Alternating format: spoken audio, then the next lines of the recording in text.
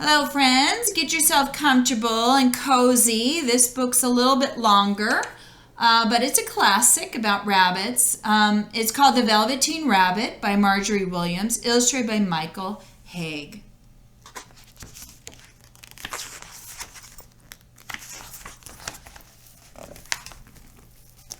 Here's our title page, The Velveteen Rabbit, or How Toys Become Real by Marjorie Williams, illustrated by Michael Haig.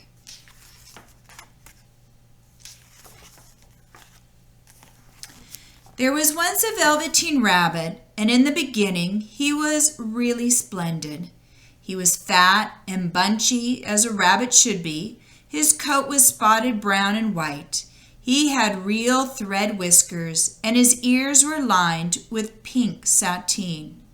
On Christmas morning, when he sat wedged in the top of the boy's stocking, with a sprig of holly between his paws, the effect was charming. There were other things in the stocking, nuts and oranges, and a toy engine, and chocolate almonds, and a clockwork mouse, but the rabbit was quite the best of all. For at least 2 hours the boy loved him, and then aunts and uncles came to dinner, and there was a great rustling of tissue paper and unwrapping of parcels, and in the excitement of looking at all the new presents, the Velveteen Rabbit was forgotten. For a long time he lived in the toy cupboard or on the nursery floor, and no one thought very much about him. He was naturally shy, and being only made of velveteen, some of the more expensive toys quite snubbed him. The mechanical toys were very superior and looked down upon everyone else. They were full of modern ideas and pretended they were real. The modern model boat, who had lived through 2 seasons and lost most of his paint, caught the tone from them and never missed an opportunity of referring to his rigging in technical terms. The rabbit could not claim to be a model of anything, for he didn't know that real rabbits existed.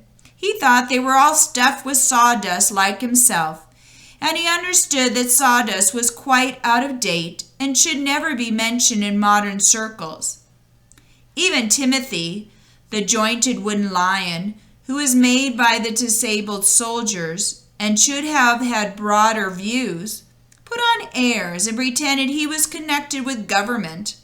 Between them all, the poor little rabbit was made to feel himself very insignificant and commonplace, and the only person who was kind to him at all was the skin horse. The skin horse had lived longer in the nursery than any of the others. He was so old that his brown coat was bald in patches and showed the seams underneath, and most of the hairs in his tail had been pulled out to string bead necklaces. He was wise, for he had seen a long succession of mechanical toys arrive to boast and swagger, and by break their mainsprings and pass away, and he knew that they were only toys, and would never turn into anything else. For nursery magic is very strange and wonderful, and only those playthings that are old and wise and experienced like the skin horse understand all about it. "What is real?" asked the rabbit one day, when they were lying side by side near the nursery fender before Nana came to tidy the room. "Does it mean having things that buzz inside you and a stick-out handle?"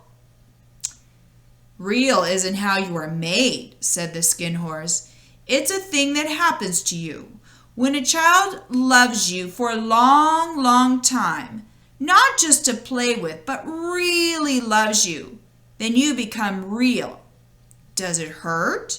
asked the rabbit. "Sometimes," said the skin horse, for he was always truthful.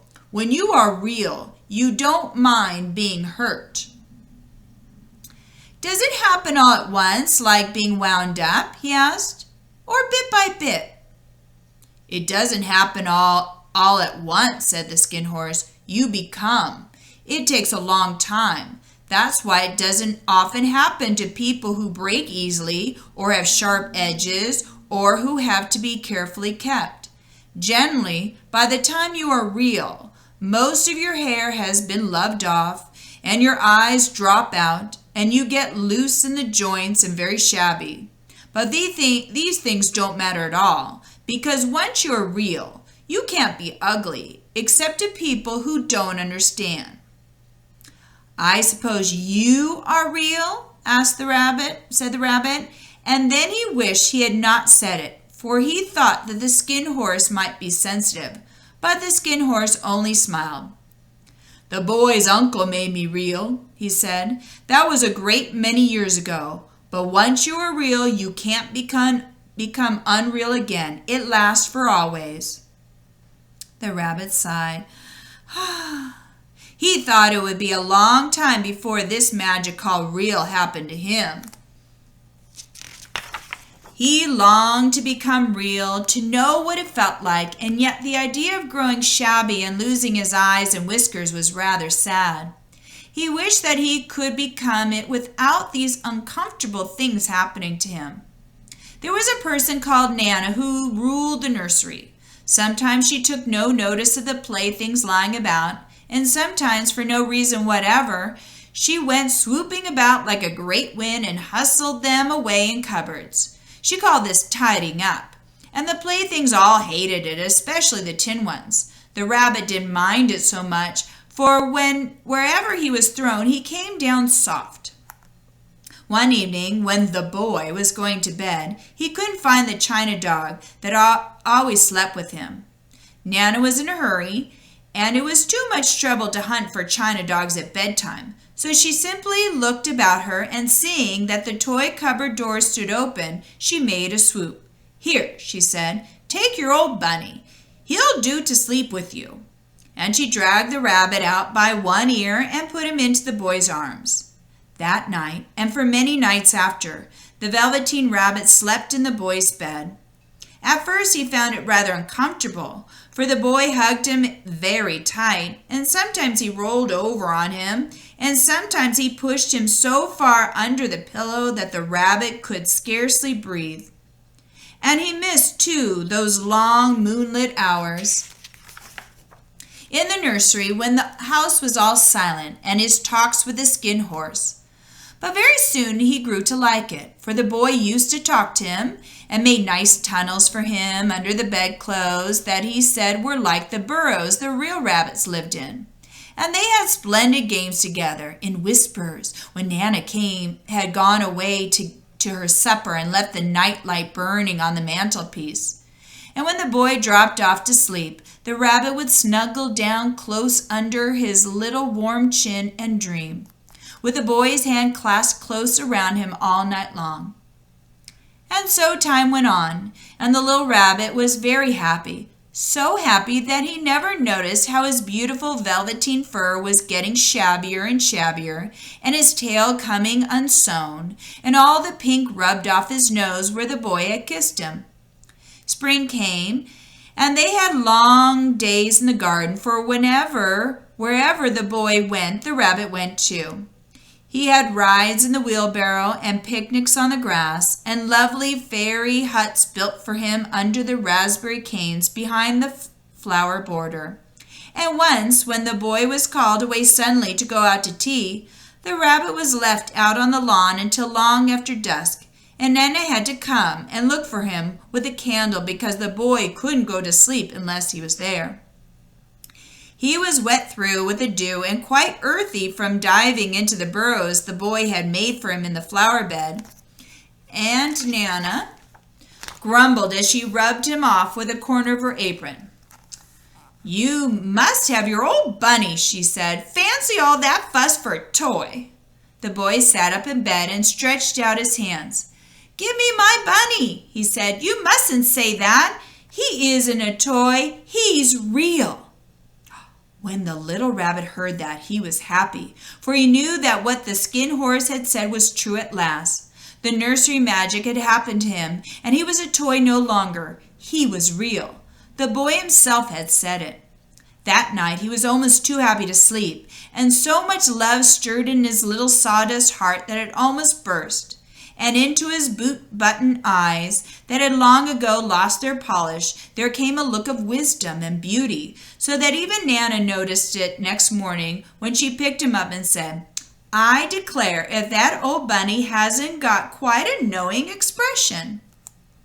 That was a wonderful summer.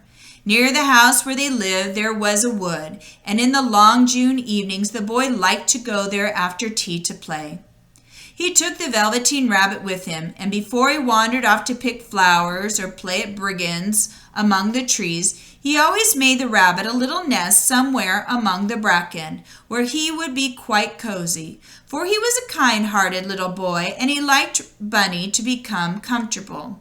One evening, while the rabbit was lying there alone, watching the ants that ran to and fro between his velvet paws in the grass, he saw two strange beings creep out of the tall bracken near him. All right, so what does he see? Yeah. They were rabbits like himself, but quite furry and brand new. They must have been very well made, for their seams didn't show at all, and they changed shape in a queer way when they moved. One minute they were long and thin, and the next minute fat and bunchy, instead of always staying the same like he did. Their feet patted softly on the ground, and they crept quite close to him, twitching their noses, while rabbits stared hard to see where the clockwork stuck out, for he knew that people who jump generally has something to wind them up. But he couldn't see it. They were evidently a new kind of rabbit altogether. They stared at him, and the little rabbit stared back, and all the time their noses twitched. "Why don't you get up and play with us?" one of them asked. "I don't feel like it," said the rabbit, for he didn't want to explain that he had no clockwork. "Oh," said the furry rabbit, it's as easy as anything." And he gave a big hop sideways and stood on his hind legs. "I don't believe you can," he said. "I can," said the little rabbit. "I can jump higher than anything." He meant when the boy threw him, but of course he didn't want to say so. "Can you hop on your hind legs?" asked the furry rabbit. That was a dreadful question, for the Velveteen Rabbit had no hind legs at all. The back of him was made all in one piece, like a pincushion. He sat still in the bracken and hoped that the other rabbits wouldn't notice. "I don't want to," he said again. But the wild rabbits have very sharp eyes, and this one stretched out his neck and looked. "He hasn't got any hind legs," he called out. "Fancy a rabbit without any hind legs!" And he began to laugh. "I have," cried the little rabbit.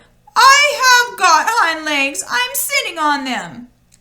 "Then stretch them out and show me like this," said the wild rabbit. And he began to whirl around and dance till the little rabbit got quite dizzy. "I don't like dancing," he said. "I'd rather sit still."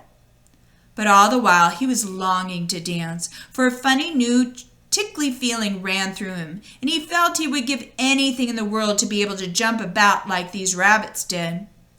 The strange rabbit stopped dancing and came quite close. He came so close this time that his long whiskers brushed the Velveteen Rabbit's ear, and then he wrinkled his nose suddenly and flattened his ears and jumped backwards. "He doesn't smell right," he exclaimed. "He isn't a rabbit at all. He isn't real." "I am real," said the little rabbit. "I am real. The boy said so." And he nearly began to cry. Just then there was a sound of footsteps, and the boy ran past near them, and with a stamp of feet and a flash of white tails, the two strange rabbits disappeared. "Come back and play with me," called the little rabbit. "Oh, do come back. I know I am real." But there was no answer. Only the little ants ran to and fro, and the bracken swayed gently where the two strangers had passed. The Velveteen Rabbit was all alone. "Oh dear," he thought, "why did they run away like that? Why couldn't they stop and talk to me?" For a long time he lay very still, watching the bracken and hoping that they would come back. But they never returned, and presently the sun sank lower, and the little white moths fluttered out, and the boy came and carried him home. Weeks passed, and the little rabbit grew very old and shabby, but the boy loved him just as much. He loved him so hard that he loved all his whiskers off, and the pink lining to his ears turned gray, and his brown spots faded. He even began to lose his shape, and he scarcely looked like a rabbit anymore except to the boy. To him he was always beautiful, and that was all the little rabbit cared about. He didn't mind how he looked to other people, because the nursery magic had made him real, and when you are real, shabbiness doesn't matter. And then one day, the boy was ill. His face grew very flushed, and he talked in his sleep, and his little body was so hot that it burned the rabbit when he held him close. Strange people came and went in the nursery, and a light burned all night, and through it all the little Velveteen rabbit lay there, hidden from sight under the bedclothes, and he never stirred, for he was afraid that if they found him, someone might take him away, and he knew that the boy needed him. It was a long, weary time, for the boy was too ill to play, and the little rabbit found it rather dull with nothing to do all day long. But he snuggled down patiently and looked forward to the time when the boy should be well again, and they would go out in the garden amongst the flowers and the butterflies and play splendid games in the raspberry thicket like they used to. All sorts of delightful things he planned, and while the boy lay half asleep, he crept up close to the pillow and whispered them in his ear. And presently the fever turned, and the boy got better. He was able to sit up in bed and look at picture books, and while the little rabbit cuddled close at his side. And one day they let him get up and dress. It was a bright sunny morning, and the windows stood wide open. They had carried the boy out onto the balcony, wrapped in a shawl, and the little rabbit lay tangled up among the bedclothes, thinking.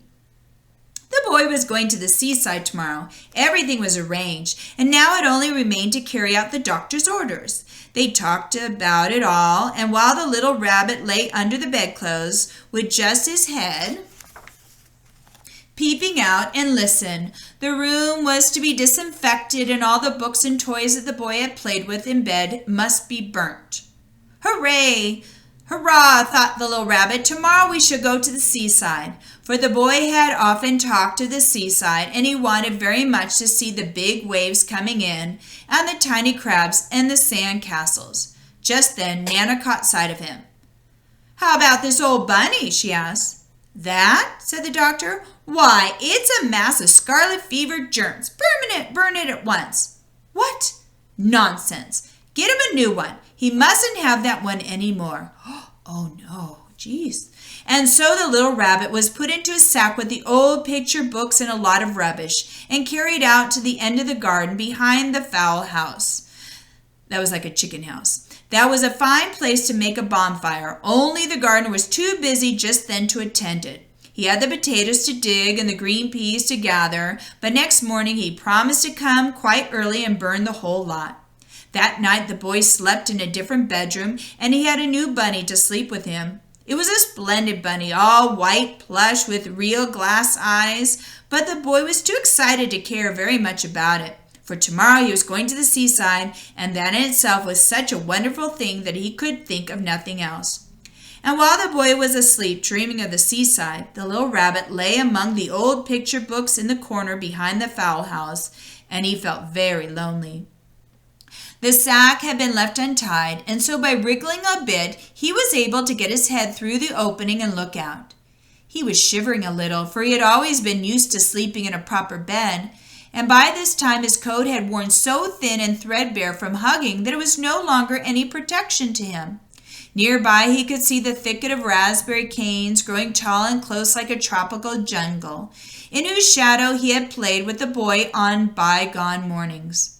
He thought of those long sunlit hours in the garden, how happy they were, and a great sadness came over him. He seemed to see them all pass before him, each more beautiful than the other, the fairy huts in the flower bed, the quiet evenings in the wood when he lay in the bracken and the little ants ran over his paws, the wonderful day when he first knew that he was real. He thought of the skin horse, so wise and gentle, and all that he had told him. Of what use was it to be loved and lose one's beauty and become real if it all ended like this? And a tear, A real tear trickled down his little shabby velvet nose and fell to the ground.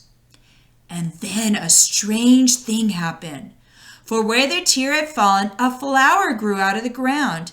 A mysterious flower, not at all like any that grew in the garden.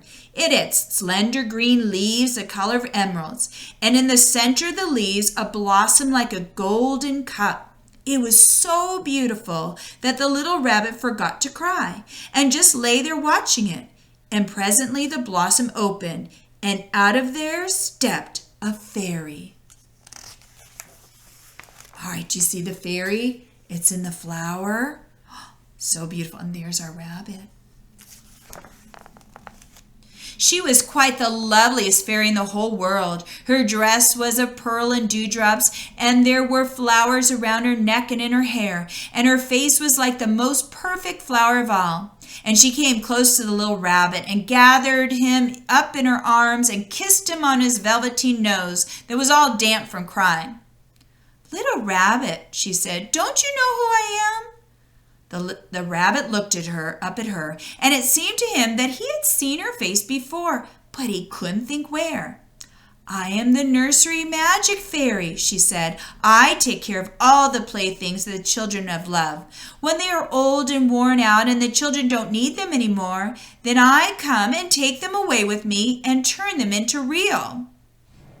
"Wasn't I real before?" asked the little rabbit. "You were real to the boy," the fairy said, "because he loved you. Now you should be real to everyone." And she held the little rabbit close in her arms and flew with him into the wood.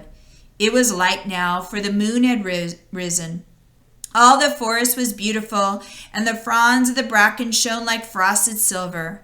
In the open glade between the tree trunks, the wild rabbits danced with their shadows on the velvet grass. But when they saw the fairy, they stopped dancing and stood around in a ring to stare at her. "I brought you a new playfellow," the fairy said. All right, see all the real rabbits? "You must be very kind to him and teach him all he needs to know in Rabbitland, for he's going to live with you forever and ever." And she kissed the little rabbit again and put him down on the grass. "Run and play, little rabbit," she said.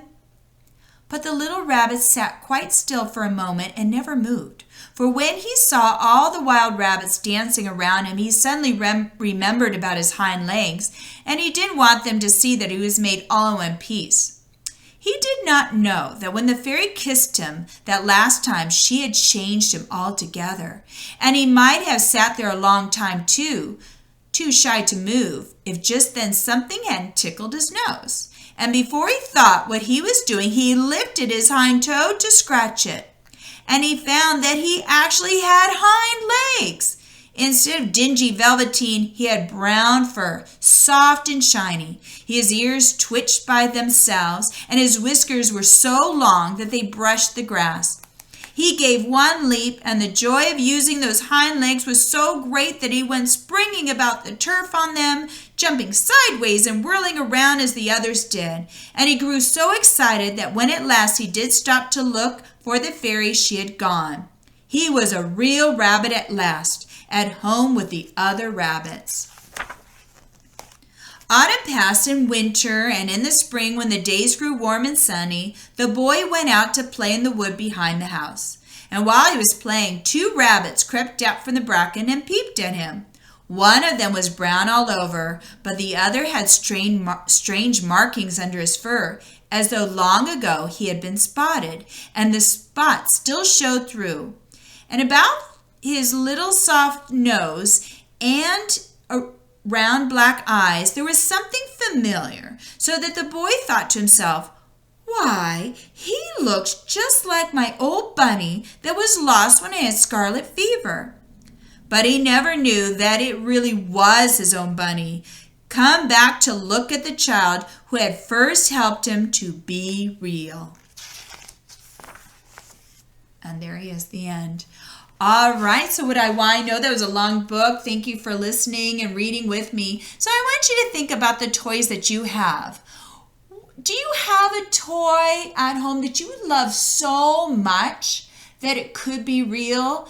Could be a new toy that you just got, or it could be something even from when you were like a baby. So think about that. Tell somebody what toy, maybe stuffed animal that you think that you love enough that could possibly become real. All right. Thank you for reading with me, The Velveteen Rabbit. Goodbye.